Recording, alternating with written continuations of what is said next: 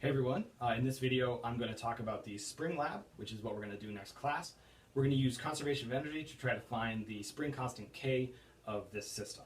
The setup is pretty simple. We have a vertical bar with a horizontal bar attached to it and a spring hanging from it, and then hanging off the spring is a set of masses. You want to use a pretty small set of masses. This is 40 grams, it works pretty well, something like that. The data collection is a motion sensor down here, which is going to tell us the height of this object at any given time, and the velocity is connected to the collection device, which is connected to the computer. So let's pull up Logger Pro now. Everything's connected correctly, so the position and velocity should automatically pop up. We want to take a fair amount of data, more than the default 5 seconds really gives us. So I think we should change the data collection time to something like 10, maybe 15. And just to see what we get, let's run it. So I want to pull this thing down, so it's got some potential energy in the spring now, and then I'll let it go. So that really didn't go straight. We want it to go as straight as possible. That's better. So I'm going to start this, see what we get. Yeah, it looks like a nice sine function, which is what you would expect in both the velocity and the position. So I'll let that run out. Okay, so now we can do the zoom in trick with that A, so we can see this a little bit better.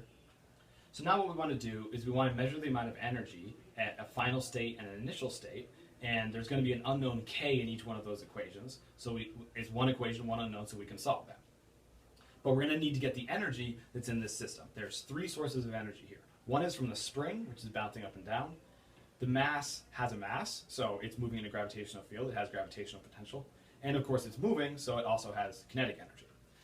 We can read off the position of the object relative to the 0, which is the motion sensor of the object, and we can read off the velocity. So we can select those 2 and do the little liney thing and make them connected. So you can see at exactly each point what the position and the velocity is. So pick one as your initial. For instance, I'm going to pick this peak as my initial. That is telling me the position and velocity. I'm going to pick somewhere else, maybe a trough somewhere, and that's going to tell me the position and velocity there. That's an initial state and a final state. Write those numbers down. So once you have that, you're going to need to figure out the energy of the spring, gravity, and kinetic. Kinetic energy is going to be pretty simple because this thing is moving. 1/2 mv squared, you have initial and final. That's pretty straightforward. Gravity, also pretty simple because this is basically saying that this is the 0 for potential energy. You can read right off the plot what the height of the mass is. That's pretty simple. To get the spring energy, we're going to need to know the position of the unstretched spring, because spring energy is r minus r naught squared. So we're going to need to find r naught.